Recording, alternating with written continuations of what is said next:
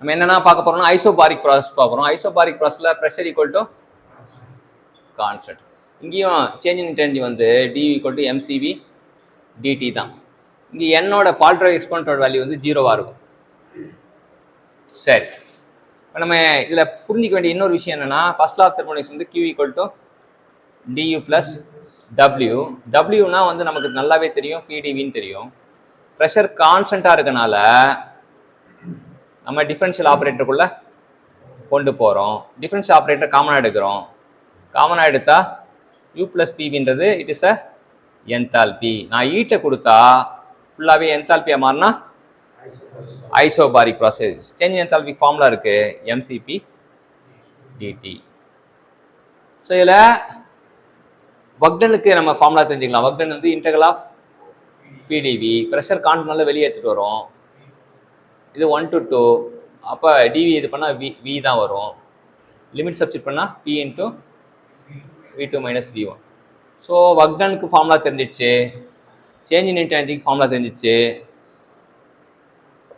இ டிரான்ஸ்ஃபருக்கு formula தெரிஞ்சிச்சு. 3 தான் நம்மளோட நோக்கமாக இருக்கணும். இதில் முக்கியமாக என்னென்னா, நம்ம constant volume process PV diagram எப்படி இருக்கும்? கான்ஸ்டன்ட் வால்யூம் ப்ராசஸ்னா it is a vertical line V1 equal to V2. அதே கான்ஸ்டன்ட் ப்ரெஷர் ப்ராசஸில் எப்படி இருக்கும்? Horizontal line.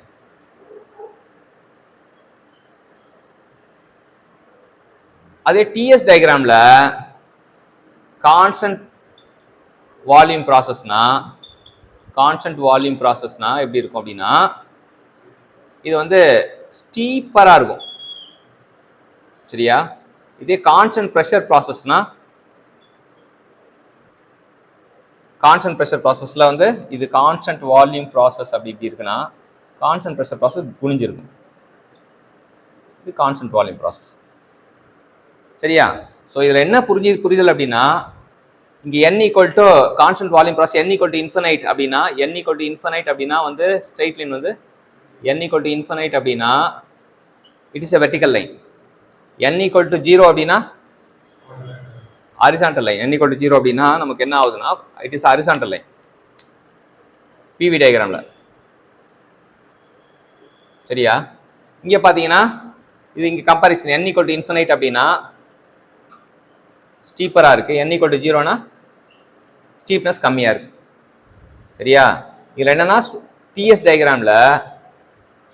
டயக்ராமில் என்னன்னா slope of the constant volume curve is greater than of slope of the constant pressure curve. எப்படி புரிய வைக்கிறது அப்படின்னு பார்த்தீங்கன்னா, இது அதிகம் அப்படின்னு எப்படி இது பண்ணுறது அப்படின்னா, இது வந்து Q equal to mCV dt. இந்த Qனா என்ன அப்படின்னா டிடிஎஸ் சொல்லுவாங்க, mCV dt. சரியா? மாஸ் யூனிட் மாஸ் எடுத்தோம்னா நமக்கு என்ன ஆகிடும்னா CV dt வரும். சரியா? அப்போ நமக்கு டிஎஸ் டயக்ராம் ஸ்லோப் என்னன்னா dt by ds, dy by dx சொல்லுவோம்ல, dt பை dsனா it is equal t by CV. இது வந்து கான்ஸ்டன்ட் வால்யூம் ப்ராசஸ்க்கு. இதே கான்ஸ்டன்ட் ப்ரெஷர் ப்ராசஸ்க்கு பார்த்தீங்கன்னா Q equal to mCP dt. அப்போ TDS equal to mCP dt. அப்போ யூனிட் மாஸ்க்கு TDS equal to CP dt. அப்போ dt by ds equal to t by CP. சரியா? அப்போ என்ன சொல்ல வரானா, இங்கே t by CV greater than of t by CP. ஆமாம், உண்மைதான். ஏன் அப்படின்னா நமக்கு தெரியும் CP is greater than CP. அப்போ CP இது சின்ன வேல்யூவில் வகுத்தா மதிப்பு பெருசாக தான் இருக்கும். சரியா? So hence proved. இப்போ என்ன சொல்கிறேன் அப்படின்னா, ஃபர்ஸ்ட் வந்து உங்களுக்கு ஸ்டேட்மெண்ட் தான் சொன்னேன்.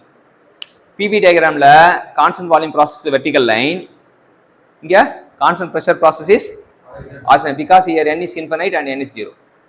In TS diagram, isochoric process is stiffer than that of isobaric process. ஏன்னா இங்கே n ஈக்குவல் டு இன்ஃபினைட், இங்கே n ஈக்குவல் டு 0னால அது எப்படி ப்ரூவ் பண்ணுறது அப்படின்னு பார்த்தோன்னா, ஃபர்ஸ்ட் இ ட்ரான்ஸ்ஃபர் ஃபார்முலா வந்து நான் dt by ds, slope of the TS diagram is the dt by ds. ஏன்னா formula dy by dx m equal to dy by dx. அப்போ dt by ds கண்டுபிடிக்கிறேன்.